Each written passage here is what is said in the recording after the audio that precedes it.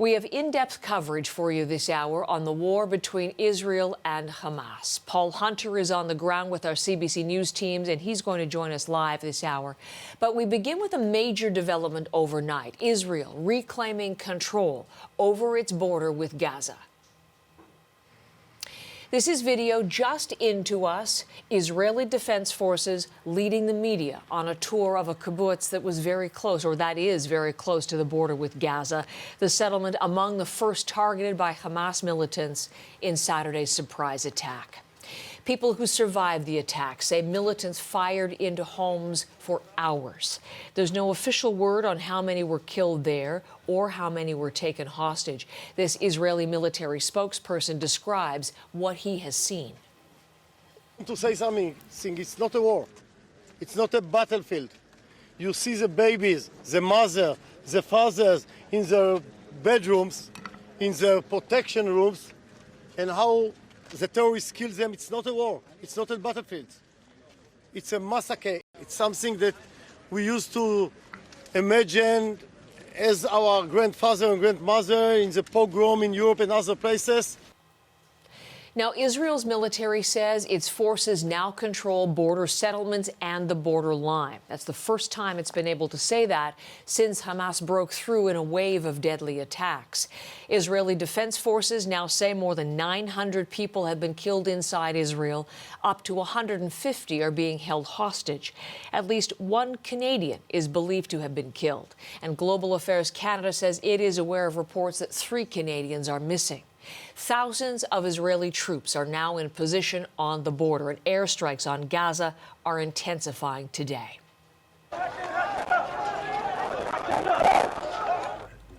These are images into us from Gaza this morning. The Palestinian Health Ministry now says 770 people have been killed by Israel's retaliatory airstrikes since Saturday. That number of dead is thought to include militants killed in the fighting. More than 4,000 are reported wounded. The United Nations Human Rights Chief says Israeli airstrikes are also hitting apartment blocks, schools, and healthcare facilities. The UN adds more than 185,000 people have been forced from their homes. We're going to speak to someone from the Human Rights Commission of the United Nations later in the hour. But we lead off our coverage this morning with Paul Hunter, who is part of our CBC News team now on the ground in Israel, and Paul is in Jerusalem this morning. This is day 4 of the conflict, Paul, and I'm wondering, as part of your reporting, you're going to share some of the new and horrifying images that we have seen over the past 3 days and are now seeing on this day 4. What are you seeing there, and what are you hearing about the latest on the fighting on the ground? Well, first off, Heather, the latest regarding the fighting is that it continues as it has throughout the past 3 or 4 days. Rockets coming out of Gaza, airstrikes going in. You're right to say that Israeli Defense Forces are saying the border has now been effectively secured. That doesn't necessarily mean entirely secured, because there are tunnels, and there were reports this morning of further incursions on the Israeli side. And don't forget, there are still militants, Hamas militants in Israel. By no means have they all been captured. In terms of the imagery that has been seen the last few days, we've seen a lot from just north of the Gaza Strip, where that rave was on Saturday, with the sort of horrific images we saw from that. Well, now we're seeing images from east of Gaza, which is mainly farmland and a sort of a scattering of small towns and kibbutzes.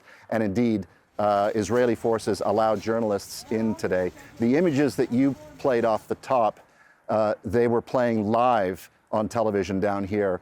And the reporter describing it live, her voice was quivering as she spoke because it was so horrifying. The bodies everywhere.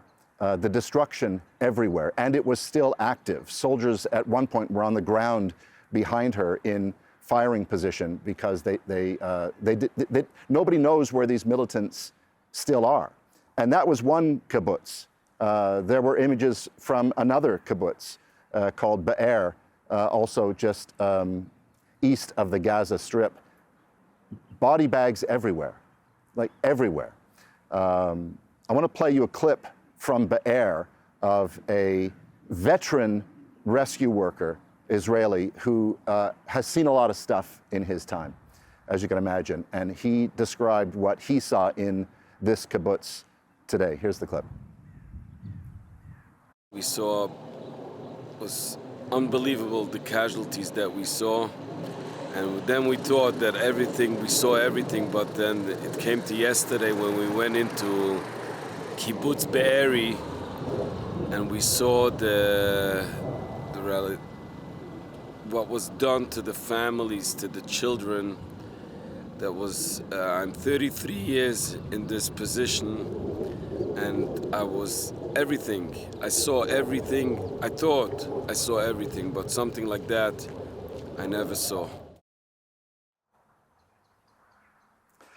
Meanwhile, Heather, on the other side of the border, near absolute devastation in parts. Palestinians in Gaza waking up this morning to neighborhoods flattened, bodies being pulled from the rubble.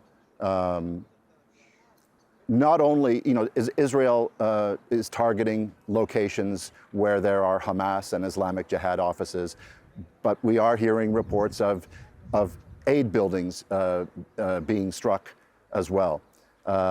It is equally horrifying on that side of the border for the Palestinians who live there.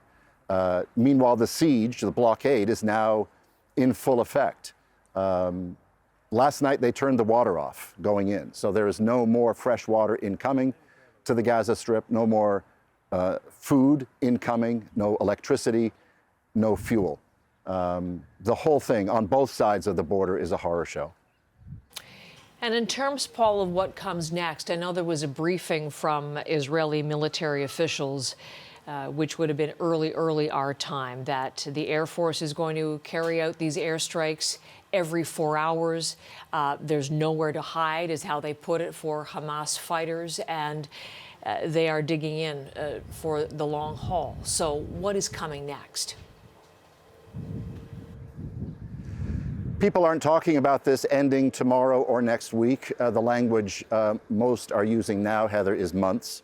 But the big question is, what is the specific next step? We've been talking for a little while now about whether there'll be a ground assault by Israeli forces, the tanks that are massing. We've been talking about 300,000 reservists being brought up. Now that number is 360,000. And reports of Hercules transport planes bringing literally plane loads of reservists in. The question for Israeli forces is then what? What is the end game, as they say, if there is a ground assault? How long does it last?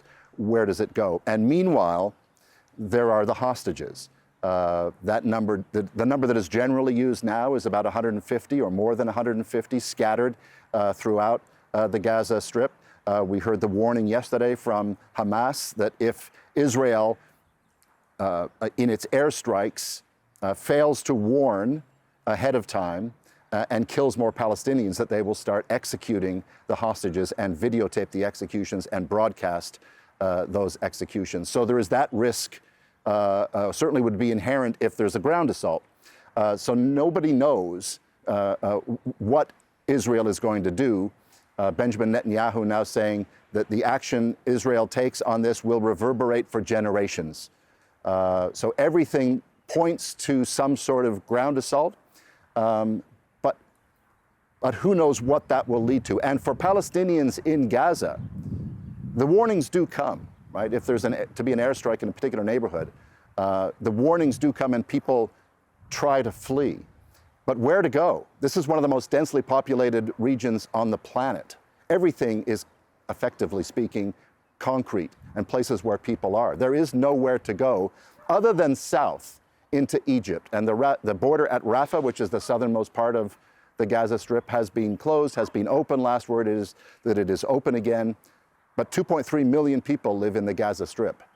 And so when those warnings come, effectively speaking, there's nowhere to go.